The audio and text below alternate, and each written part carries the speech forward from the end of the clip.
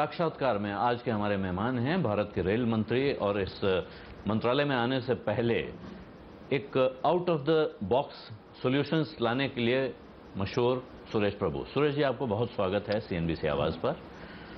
3 साल हो गए इस सरकार को। रेल मंत्रालय जब आपको मिला था तब भी ऐसा लगा था कि प्रधानमंत्री ने एक किसी जादू के डिब्बे से एक जादूगर लाके यहाँ बैठाया है, क्योंकि आपसे ये उम्मीदें इसलिए रहती हैं कि आप पारंपरिक राजनीतिज्ञ नहीं हैं। इससे पहले भी जब आप मंत्रालयों में थे तो वहाँ आपने पिछली सरकारों में कुछ अलग हट के काम किए हैं, और रेलवे से ठीक पहले भी आप इस सरकार के लिए कुछ काम कर रहे थे। ये 3 साल आप कैसे देखते हैं? आपकी नज़र से पूछूं तो सबसे बड़ा बदलाव क्या है, और जो करने आप चले थे उसके नतीजे मिल गए हैं या अभी काफ़ी कुछ बाकी है? देखिए, ये एक बहुत ही कठिन समस्या रेल के सामने ये है कि लोग हमेशा चाहते हैं कि फ़ौरन हमें कुछ मिलना चाहिए। यही सोच के हम लोग फ़ौरन तो दे नहीं सकते थे कुछ भी, तो इसके लिए हम लोग ऐलान करते गए नई नई योजनाओं के, नई नई बातों की। हमने पहली बार ये सोचा कि इससे रेल की समस्या हल नहीं होगी, लॉन्ग टर्म सॉल्यूशन निकालना होगा, और लॉन्ग टर्म सॉल्यूशन में शॉर्ट टर्म प्रॉब्लम भी हल हो जाएंगे। जैसे मुझे याद है, जब मैं पावर मिनिस्टर था तो लोग कहते थे कि इमीडिएट पावर की समस्या कैसे दूर होगी। मैंने कहा इमीडिएट तो नहीं हो सकती, लेकिन होगी। और आज जो कानून लाया, आज 10 साल के बाद ये भी समस्या हल हो गई। इसी तरह से रेल में भी हम लोगों ने पहले तो समझना चाहिए कि समस्या क्यों है। कोई आपको नहीं पता चलेगा, डॉक्टर के पास जाएंगे, रोग का पता नहीं तो निदान कैसे होगा।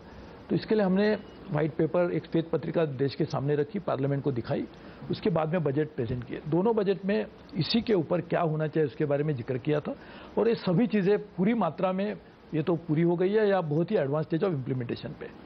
जैसे कि मैं आपको कहता हूँ कि इंफ्रास्ट्रक्चर क्रिएट करना रेल के लिए बहुत जरूरी बात है। आप इंफ्रास्ट्रक्चर करेंगे तो ज़्यादा ट्रेन भी दौड़ सकती है। इंफ्रास्ट्रक्चर क्रिएट करेंगे और जो जहाँ कंजेशन है वहाँ पे इंफ्रास्ट्रक्चर और ज़्यादा ध्यान देंगे तो आपकी देरी से ट्रेन चलती है उसके ऊपर भी समस्या हल हो जाएंगी। आप ज़्यादा स्पीड से ट्रेन चला पाएंगे यदि आप इंफ्रास्ट्रक्चर क्रिएट करेंगे। एक ही ट्रेन में बैठ के आप पूरे देश में सफ़र कर सकेंगे यदि आपका पूरा विद्युतीकरण पूरा होगा, या पूरी लाइन के लाइन आप जो हमने अगले 5 साल में डबल करेंगे, या पूरी मात्रा में आपके जो मीटर गेज है उसका ब्रॉड गेज में होंगे तो एक ही समय जा सकेंगे। इसके लिए हमने पूरी मीटर गेज को ब्रॉड गेज करने का निर्णय किया। ये जो समस्या है इंफ्रास्ट्रक्चर की, उसमें और एक सब समस्या है, यह है कि इंफ्रास्ट्रक्चर चाहिए, लेकिन कहाँ चाहिए ये भी जरूरी है। हमारे पास 16% नेटवर्क 60% से ज़्यादा ट्रैफिक हैंडल कर रहा है। जब तक आप वहाँ पे निवेश नहीं करेंगे तब तक आपको पाँव को कोई दर्द है और आप हाथ को समस्या को देख रहे हैं, तो बॉडी की समस्या ऐसा समझ के नहीं चलेगा, कहाँ है ये भी जरूरी है देखना। तो इसके लिए वहाँ पर हमने डबलिंग ट्रिपलिंग करने के लिए पिछले 2.5 सालों में 16,500 किलोमीटर को हमने मान्यता दी, जो पिछले 70 साल में 20,000 किलोमीटर से थोड़ी ज़्यादा दी गई थी। यानी आप अनुमान कर सकते हैं कि कितने बड़ी मात्रा में इलेक्ट्रिफिकेशन होगा, डबलिंग होगा, हमारी नई लाइंस के लिए होगा, मीटर गेज पूरी तरह से खत्म होगा, तो उसका कितना बड़ा लाभ रेलवे को आने वाले दिनों में मिलेगा। साथ ही में जल्दी होना चाहिए, ये भी जरूरी है। इसके लिए हमने जो पहले मेरे पास जो निर्णय थे करने के, कमर्शियल निर्णय के, वो के पूरे निर्णय करने की प्रक्रिया को हमने डेलीगेट कर दिया। आज जनरल मैनेजर लेवल पे काम हो रहा है। इसके लिए जो 2 साल में टेंडर निकलने को समस्या लगती थी निर्णय होने के बाद, वो आज 6 महीने तक आ गई। इसका नतीजा आप ये भी देख सकते हैं कि पिछले 1 साल में सिर्फ हम लोगों ने नए 60 प्रोजेक्ट कमीशन कर दिए, 7,686 किलोमीटर के नए रेलवे लाइन बसाई हमने हमारे कार्यकाल में। हमने इलेक्ट्रिफिकेशन को काफ़ी बड़ी मात्रा में, यानी डबल से ज़्यादा स्पीड को हमने बढ़ाया सिर्फ 2.5 साल में। और क्योंकि इसके बावजूद भी और भी करने की जरूरत है। इसके लिए 40 लाख करोड़ रुपया सालाना इन्वेस्ट होता था रेलवे में। मुझे कहने के लिए खुशी है कि पिछले 2.5 सालों में सिर्फ 3,75,000 करोड़ रुपए का कैपिटल एक्सपेंडिचर का हम लोगों ने अलोकेशन किया। ये सभी चीज़ों को देख के मुझे लगता है कि आगे वाले दिनों में हमें जरूर उसका लाभ होगा। ये आपकी बात बिल्कुल सही है कि आप मुझे पूछेंगे कि क्या मैं इससे समय संतुष्ट नहीं हूँ, क्योंकि मुझे भी मालूम है कि लोग चाहते हैं, क्योंकि लोगों को तो चाहिए था, कल होना चाहिए था। मैं तो चाहता हूं उससे पहले 2 दिन पहले भी होना चाहिए था, लेकिन जो काम हमने शुरू ही नहीं किया था वो पूरा कैसे होगा। हमने आज काम की शुरुआत ही नहीं की तो उसकी रफ्तार भी बढ़ाई है। जी, तो एक सवाल है कि जो बातें आप कह रहे हैं इसमें इंफ्रास्ट्रक्चर के साथ इन्वेस्टमेंट लगता है इस इंफ्रास्ट्रक्चर को खड़ा करने के लिए, उस पर आपने कुछ काम किए हैं। कितना इन्वेस्टमेंट आ चुका है और अभी लक्ष्य क्या है, कितना और चाहिए? एक साथ में जुड़ा हुआ सवाल है, इसलिए पूछ लूं, 14 देशों से आपके जी इन्वेस्टमेंट एग्रीमेंट्स हुए हैं, तो उसका थोड़ा डिटेल देंगे, क्या कर रहे हैं? रेलवे को निवेश की कितनी ज़रूरत है, इसके ऊपर हम लोगों ने पार्लियामेंट के सामने भी रखा था कि कितनी ज़रूरत है। इसके लिए 8 लाख 8.5 लाख हज़ार करोड़ की जो ज़रूरत होगी, उसका पूरा का पूरा प्लान हमने पार्लियामेंट के सामने रखा था। मैंने जैसे कहा कि 3,75,000 करोड़ रुपए यदि 2.5-3 साल में हम लोगों ने उसके लिए लगाया है, तो we are on track of that. लेकिन ये बिल्कुल सही है, जैसे आप पूछ रहे हैं कि निवेश करने के लिए और भी ज़रूरत है। हम जो निवेश 5 साल में करना चाहते हैं, लोग मुझे पहले कहते थे इतना निवेश की क्या जरूरत है, ये मुझे सवाल पूछे जाते थे। धन कहां से आएगा ये भी पूछे जाते। दुर्भाग्य अभी सौभाग्य से ये सवाल नहीं पूछे जाते, क्योंकि लोगों को लगता है इसकी जरूरत है। ये भी नहीं पूछते कहां से आएगा, क्योंकि हमने किस तरह से आएगा वो दिखाया भी है। लेकिन मैं तो कहता हूं कि चीन ने जो हमारी उसके साथ तुलना इसलिए हो जाती है क्योंकि बड़े देश है, और रेल में तो उन्होंने बहुत बड़ी तरक्की की है। जो बात मैं अगले 5 साल हम निवेश करने की बात कर रहे हैं, उससे ज़्यादा अमाउंट उन्होंने हर साल पिछले लगातार सालों के साल करते रहे। उसका नतीजा ये हुआ कि आज चीन में 20,000 किलोमीटर से ज़्यादा सिर्फ हाई स्पीड नेटवर्क है। चीन में एवरेज स्पीड बहुत ज़्यादा है। चीन की कंफर्ट ट्रैवल की बहुत अच्छी है, क्योंकि निवेश उन्होंने किया। तो ये निवेश के लिए और भी धन की ज़रूरत होगी, और ये करने के लिए हमने अलग अलग देशों के साथ भी समझौता किया है। जापान के साथ भी किया है, कोरिया के साथ भी किया है। फ्रेंच कंपनी कुछ हमारे हाई स्पीड रेलवे नेटवर्क के लिए हमें मदद कर रही है। जर्मन लोग हमें मदद करने के लिए तैयारी दिखा रहे, बाकी के लोग भी आके कह रहे कि हम आपको मदद करेंगे। तो मुझे लगता है ये भी एक निवेश का स्रोत होगा। लेकिन हमने वो भी कहा है लोगों को, सबको, कि ये पूरी तरह से पारदर्शिता से व्यवहार होगा। हम चाहते हैं कि किसी भी निर्णय प्रक्रिया में पारदर्शिता बिल्कुल जरूरी है, और इसलिए कोई भी कमर्शियल डिसीजन आज मेरे पास 1 रुपए का भी नहीं आता है, एक भी नहीं। वो पूरा का पूरा कमर्शियल डिसीजन की प्रक्रिया हमने, रेलवे बोर्ड प्रोफेशनल बॉडी है, उनको निर्णय करने दीजिए, जनरल मैनेजर को करने दीजिए। रेल मंत्री का काम है निर्णय प्रक्रिया को अच्छा बनाने का, उसके ऊपर निगरानी रखने का, और साथ ही में ये भी हमारा काम बनता है कि किस तरह से पॉलिसी फ्रेमिंग अच्छी बने, उसके ऊपर हम पूरी मात्रा में ध्यान दे रहे हैं। तो रेल डेवलपमेंट अथॉरिटी कैबिनेट से पास हो चुकी है, तो उसके मेंबर्स का अपॉइंटमेंट वगैरह का प्रोसेस कहाँ चल रहा है? क्योंकि जो बात आप कह रहे हैं उससे जुड़ा हुआ है। बिल्कुल सही है, बहुत सारा काम उधर आप नहीं, बिल्कुल सही है। ये इसके लिए department of personal and training, उसके पास फौरन बजट पास होने के बाद, अपने कैबिनेट में पास होने के बाद हमने उनके पास ये प्रस्ताव भेजा है। नई पोस्ट क्रिएट करने का सवाल है, वो जल्दी हो जाएगा, इसके लिए हम फॉलो भी करें।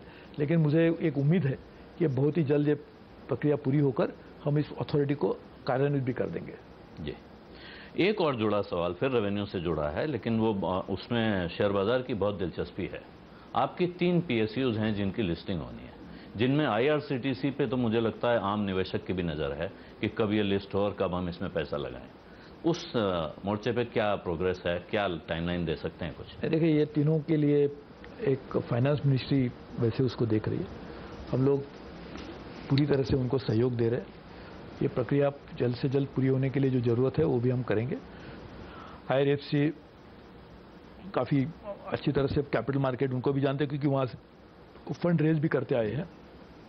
IRCTC एक बहुत बड़ा बिजनेस मॉडल बन सकता है, क्योंकि एक बहुत बड़ा ई-कॉमर्स पोर्टल है वो, और हम ये चाहते हैं कि ई-कॉमर्स पोर्टल भी बने, साथ ही में रेलवे के सिर्फ टिकट के साथ उनकी इसी से साथ संबंध न रहे, तो उसका कारोबार भी बढ़े। इसको ध्यान में रखते हुए मैंने बजट में कहा था कि जो सेल्फ हेल्प ग्रुप्स है, जो आर्टिजन्स है, उनके लिए भी एक ई-कॉमर्स का एक प्लेटफॉर्म IRCTC बना सकती है। उसका लाभ ये होगा कि जितने हिट ज़्यादा बढ़ेगी IRCTC के पोर्टल के ऊपर, उसकी वैल्यूएशन बढ़ेगी। जितनी वैल्यूएशन बढ़ेगी, सरकार को उसका ज़्यादा लाभ होगा। तो ये हम कोशिश करें कि किस तरह से IRCTC की विजिबिलिटी बढ़े, IRCTC के कस्टमर बेस बढ़े, उसके ऊपर भी हम ध्यान दे रहे हैं। तो इन 3 में से कौन पहले IPO लेके आ जाएगा, इस बारे में कुछ आइडिया? थोड़ा मार्केट कंडीशन के ऊपर डिपेंड करता है, और उसमें जो एडवाइजर होंगे वो भी उसमें तय करेंगे मार्केट कंडीशन क्या रहेगी। लेकिन हमने तीनों के ऊपर काम करने की प्रक्रिया शुरू कर दी है। अभी GST को लेकर एक सवाल उठ रहा है कि रेलवे ने GST को लेकर एक चिट्ठी लिखी है, वो क्या विवाद है, समझा पाएंगे? ये बिल्कुल जरूरी बात सोचने की आवश्यकता है उसके ऊपर, क्योंकि GST पूरे देश में कारोबार करने की पद्धति को ही आमूलाग्र बदल लाएगी। तो यदि ये बदलाव आएंगे तो उसमें हमें भी सोचने की जरूरत है कि हमारी बिजनेस स्ट्रेटेजी उसमें क्या होनी चाहिए। इसलिए हम लोग भी इसके ऊपर पूरे गौर से सोचने की शुरुआत की गई है। टैक्सेशन एक बात है, लेकिन टैक्सेशन का मार्केट के ऊपर क्या असर होगा, कमोडिटीज मूवमेंट के ऊपर क्या होगा। मेरा तो अनुमान यह है कि उसका एक पॉजिटिव लाभ रेलवे को हो सकता है यदि हमारी स्ट्रैटेजी ठीक है, क्योंकि एक नेशनल मार्केट बनने से लॉन्ग डिस्टेंस ट्रैफिक बढ़ेगा और लॉन्ग डिस्टेंस ट्रैफिक में रेल को ज़्यादा नेचुरल एडवांटेज है। तो रोड को शॉर्ट डिस्टेंस में एडवांटेज है, रेल को लॉन्ग डिस्टेंस में एडवांटेज है। तो यदि हम अच्छी मात्रा में बनाते, और इसकी शुरुआत हमने की थी जीएसटी को लेकर ही नहीं, पिछले 2.5 सालों में रेल के सभी लोगों को मैंने कहा था कि रेल भवन में आपको बैठ के धंधा नहीं मिलेगा, उसके लिए बाहर जाके लोगों के मिलना पड़ेगा। और पहले तो हमारे ट्रैफिक डिपार्टमेंट के लोग मार्केटिंग करने के लिए बाहर जाने की ऐसी कोई स्थिति नहीं थी।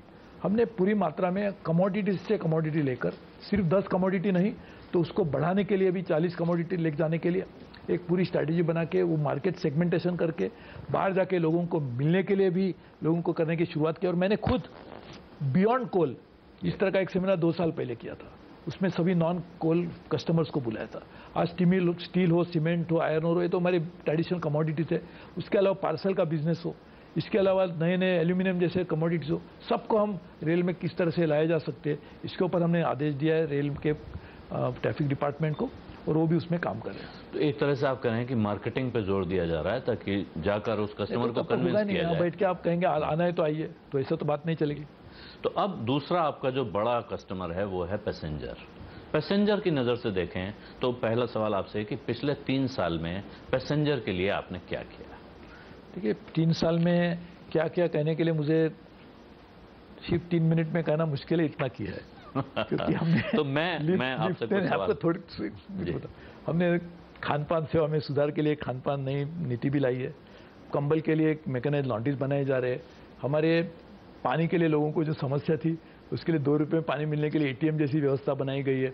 लिफ्ट एलिवेटर्स पहले कभी दिखाई नहीं देते थे, वो एयरपोर्ट पे देखने को जाना पड़ता था, आज स्टेशन पे लगने की शुरुआत हो गई है। कहीं पे व्हीलचेयर भी लगाए जा रहे हैं। हम लोग स्टेशन का मॉडर्नाइजेशन करने की शुरुआत कर रहे हैं, पूरी तरह से एयरपोर्ट जैसा बने। पहला उसका काम और कुछ दिनों में शुरू होगा हबीबगंज भोपाल में।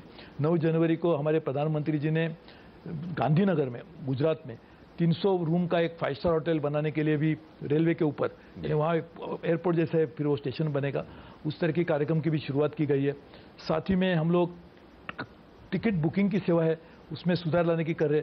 नए नए ट्रेन के प्रोडक्ट्स आ रहे हैं जिसमें महामाना एक्सप्रेस हो, अंत्योदय एक्सप्रेस हो, दीनदयालु कोचिस हो आम आदमी के लिए, या हम सफ़र मिडिल क्लास के लिए हो, या तेजस जो एक अप मार्केट पैसेंजर के लिए हो, या जल्द आने वाली उदय ट्रेन हो। नए नए प्रोडक्ट्स लाए जा रहे हैं।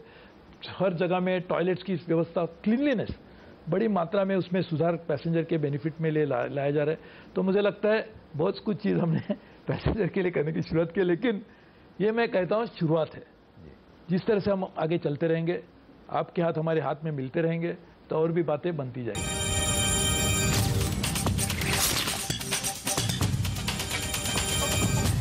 इन्हीं 3 सालों में प्रभु जी कैंसिलेशन चार्ज डबल हो गया है। 5 साल से ऊपर के बच्चों का टिकट पूरा टिकट हो गया है। ये कुछ ऐसी चीज़ें दिखती हैं जिनसे कि चार्ज वसूलना की कोशिश हो रही है सीधे किराया बढ़ाने के बजाय।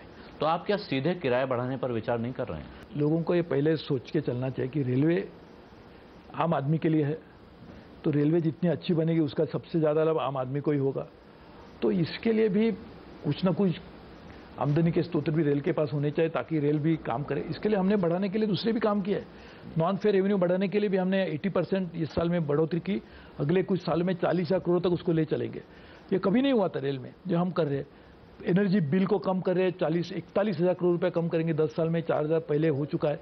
यानी सभी चीज़ों के ऊपर हम ध्यान दे रहे हैं ताकि लोगों को कम से कम उसका बर्डन पड़े। लेकिन उसके साथ साथ रेल चलने के लिए 2 मेन जो स्रोत है रेल के, नॉन फेयर रेवेन्यू धीरे धीरे बढ़ते जाएगा ही जरूर जाएगा, लेकिन पैसेंजर और फ्रेट, तो फ्रेट हम बढ़ा तो नहीं सकते क्योंकि फ्रेट बढ़ाएंगे तो जो भी है वो भी चला जाएगा जैसे हो रहा था। उसकी वजह से रेल की आज समस्या है। सालों से हमने ये करते रहे, आज ये समस्या आ गई। तो इसके लिए फ्रेट कम करने के लिए हम कोशिश करें, पैसेंजर को भी कम से कम बर्डन करके। सेफ्टी की भी समस्या है, सेफ्टी को भी किस तरह से हैंडल किया जाए, ये सभी को समझ के हम काम करें। मुझे आपको कहने के लिए और दूसरी स्थायी व्यवस्था भी बनेगी जिसका जिक्र आपने किया कि जो रेगुलेटरी बॉडी बनेगी तो वो भी तय करेंगे। एम्यूनिटीज़ आपने बताई, बहुत सारी एम्यूनिटीज़ जुड़ी हैं। अभी तेजस ट्रेन नई चली है, बहुत अच्छा उसका रिस्पांस है, पता चल रहा है कि अगले हफ्ते भर के टिकट नहीं मिल रहे हैं। तो लोग अच्छी चीज़ के लिए पैसा देने को तैयार हैं, साफ दिख रहा है। लेकिन जो फ्लेक्सी फेयर पॉलिसी है आपकी, उसमें एक चीज़, अगर आप विदेश से आपने क्योंकि इंटरनेशनल प्रैक्टिसेस का जिक्र किया, ब्रिटेन में अगर आप 4 महीने पहले टिकट लीजिए तो बहुत सस्ता मिलता है, और सफ़र के नज़दीक लीजिए तो एयरफेयर से महंगा मिलता है। तो हमारे यहाँ ये नज़दीक आके महंगे होने वाली परंपरा तो शुरू हो गई है, लेकिन काफ़ी एडवांस बुकिंग कराने वाले को अगर सस्ता टिकट मिले तो जिस गरीब आदमी की या मिडिल क्लास आदमी की आप बात कर रहे हैं उसको ज़्यादा राहत मिलेगी। तो क्या फ्लेक्सी फेयर को 2 वे नहीं करना चाहिए? अब ये उसको 2 वे कर दिया गया है। आपको सुन के इस बात के दुर्भाग्य है कि आप ये लोगों को अभी तक पता नहीं चला। यदि आप चार्ट बनने के बाद टिकट लेना चाहते हैं, सीट्स अवेलेबल है, तो 10% तक आपको डिस्काउंट मिलता है जी। ये कभी रेल में नहीं हुआ था। रेल में पहली बार आपको जो स्लेटेड प्राइस है, उसका जो नॉर्मल प्राइस है, उससे 10% तक डिस्काउंट मिलता है राजधानी में इसी ट्रेन्स में। दूसरी बात, यदि आपने कोई नॉर्मल ट्रेन में बुकिंग किया होगा और आपको उसमें वेटिंग लिस्ट पे उसी डायरेक्शन में दूसरी कोई ट्रेन जा रही है और वो राजधानी भी हो, उसी फेयर में आपको राजधानी में जाने का भी मौका मिल रहा है। तो ये भी एक बात बनी है। लेकिन ये बिल्कुल आपकी बात सही है कि इसके ऊपर भी क्या सोचना चाहिए।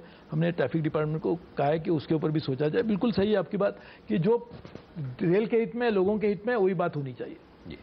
एक और चीज़, क्या फेयर को लेके कोई पॉलिसी है, कोई पॉलिसी बनाने की तैयारी है? क्योंकि ये समझ में नहीं आता है कि रेलवे का भाड़े को लेकर विचार क्या है। ये बिल्कुल सही है, और इसलिए आपने जो पहले बार मुझे पूछा, ये तय करने के लिए भी एक कोई अच्छी तरह से, क्योंकि कभी भी ऐसा ही होगा। जैसे मैंने आपके ऊपर लगा दिया तो आप कहेंगे मेरे ऊपर बर्डन किया, ये कहेंगे मेरे को छोड़ दिया तो कहेंगे इनको छोड़ा, मेरे को पकड़ा। ऐसा हो सकता है।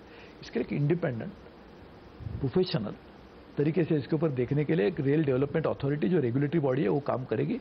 और यही जैसे कहा, जो मैंने पहली बार आपको बताना चाहता हूँ, मैंने भी उसके लिए आदेश जारी की प्राइसिंग पॉलिसी बनाई है। बिल्कुल सही है आपकी बात, वो ये भी बात बन रही है। लेकिन उसको भी पॉलिसी बनने के बाद भी उसका अमल लाने के लिए यदि ये पर्यायी स्थायी व्यवस्था होगी तो उसका लाभ होगा। आपने एयर और रोड से दोनों तरफ से कंपटीशन की बात की, क्योंकि बहुत महंगा हो जाता है तो एयर से कम्पीट करना पड़ता है, और बाकी में आपको सड़क से जो कंपटीशन मिल रहा था उससे मुकाबले की आपने तैयारी कर ली।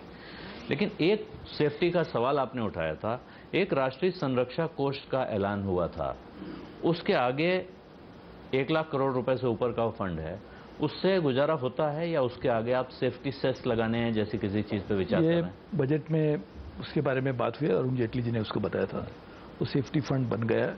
सेफ्टी सेस लगाना नहीं लगाना इसके ऊपर भी एक कोई हो सकता है, लेकिन एक सेफ्टी फंड बनने की प्रक्रिया शुरू हो गई है और हम उससे पिछले 5 साल में 1 लाख करोड़ रुपया निवेश करके सेफ्टी की समस्या को परमानेंटली, लोगों को दिक्कत न होने के लिए हम सॉल्व करेंगे। एक आखिरी सवाल आपसे पूछूंगा। लोग ट्रेन में जब बैठते हैं उनको ये गारंटी, ये भरोसा हो सकता है कि वो समय पे पहुंच जाएं, मुझे एक फ़्लाइट पकड़नी है और इस ट्रेन से जाऊंगा, इतने बजे पहुंचूंगा। एक ट्रेन का मैं आपको उदाहरण देता हूं, स्वतंत्रता सेनानी एक्सप्रेस है, दरभंगा से दिल्ली आती है, 2 महीने से ऊपर हो गया है, वो 4 से लेकर 14 घंटा लेट चल रही है रोज। देखिए, एक तो इसके मैं आपको बात बताता हूँ। एक तो पंक्चुअलिटी इंप्रूव करने के लिए एक तो मीडियम टर्म जो मेजर्स हम ले रहे कि डबलिंग टिपलिंग चला जाए, बढ़ जाए, ताकि आमदनी बढ़े। 2020 से मैंने वादा भी किया था 2020 तक हम पंक्चुअलिटी को 95% तक लाएंगे, और वो पूरा विश्वास है वो जरूर हो जाएगा। 2021 में जरूर होगा। लेकिन साथ ही में आपको यदि मेंटेनेंस करना है ट्रैक का, आप रोड पे चलते हैं, आपको रोड पे मेंटेनेंस है तो गाड़ी तो देरी से चलेगी।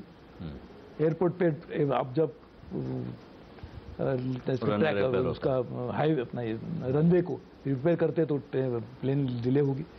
आप यदि मेंटेनेंस नहीं करेंगे तो सेफ्टी के इश्यूज खड़े हो जाएंगे। मेंटेनेंस करना है तो ट्रेन को, ट्रैफिक को कम करना पड़ेगा। और ये जो ट्रेन की आपने बात की, ऐसी ट्रेन का सेक्टर डीसी वही सबसे कंजेस्टेड सेक्टर्स है और जहां पे सबसे ज्यादा सेफ्टी की जरूरत है। तो ये दोनों, सेफ्टी और पंक्चुअलिटी, एक दूसरे के अंग है। तो इसके लिए आप ट्रेन पूरी तरह से चलाते रहेंगे, आप मेंटेनेंस कब करेंगे ट्रैक को मेंटेन नहीं करेंगे तो सेफ्टी के इश्यूज खड़े हो जाएंगे। ट्रैक को मेंटेन करने के लिए स्पेयर कैपेसिटी तो अपने पास है ही नहीं, क्योंकि बहुत सारे मेजर जो रूट्स है 160% कैपेसिटी यूटिलाइजेशन हो रहा है। तो आप सोचिए कि जहां पे आपको मेंटेनेंस करने के लिए भी टाइम ही नहीं है। तो ये टाइम देना है तो ट्रेन धीरे धीरे होगी। तो ये दुर्भाग्य की एक समस्या है। तो मुझे लगता है 20 तक हम उसको पूरी तरह से ठीक करें। एक आखिरी सवाल और पूछूंगा, क्योंकि एक रेलवे भारत का सबसे बड़ा एम्प्लॉयर है, लेकिन उसके साथ जो इनडायरेक्ट एम्प्लॉयमेंट है उसका एक बड़ा एलिमेंट है कुली, जो हम सब की लाइफ में आता है। कुलियों को लेकर तरह तरह के नियम बने हुए हैं, लेकिन जो रेट्स उनके लिखे हुए हैं प्लेटफॉर्म पे, अगर आज भी आप जाके देखें तो वो रियलिस्टिक नहीं होते हैं, और इसीलिए वो चार्ज भी जितना लिखा है उससे ज़्यादा ही होता है। इसकी शिकायत भी मैं कर सकता हूं कि वो ज़्यादा चार्ज करते हैं, लेकिन मुझे ये लगता है कई बार आप मिडिल क्लास आदमी की नज़र से देखिए तो वो शायद रेट ही रैशनलाइज होने की ज़रूरत है। क्या उस पर कुछ विचार करेंगे? हमने उसके लिए भी पहले हमने ट्रैफिक डिपार्टमेंट को कहा है कि सबके पैसेंजर ऑर्गेनाइजेशन की बात कीजिए। वो कहते हैं कि ज़्यादा बढ़ गए तो उनका भी बात करिए, पुलिस से बात करिए और उसके ऊपर करिए, बिल्कुल ज़रूरी है, क्योंकि वो भी बेचारे इंसान है, बहुत मेहनत करते हैं। और उनको हम उसको कुली नहीं कहेंगे, मैंने बजट स्पीच में कहा था हम उनको सहायक कहेंगे। तो ये भी हम चाहते हैं कि उनको एक उनकी जो स्टेटस है उसमें भी थोड़े उभर आए, तो ये भी हम कोशिश करेंगे। तो आप उनका नाम बदल रहे हैं, ये अच्छी बात है। हमें उम्मीद है कि आप जल्दी ही सफ़र भी ऐसा बदल दें, हो सकता है वो जैसे आपने कहा ये ओवरनाइट नहीं होता है, रात भर में नहीं हो सकता है, लेकिन जो लंबी योजना बनाई है आपने इसका फल सामने दिखने लगेगा, हम सबका फायदा होगा। आपका बहुत बहुत धन्यवाद। रेल मंत्री सुरेश प्रभु से साक्षात्कार इतना ही। आप देखते रहिए CNBC आवाज़।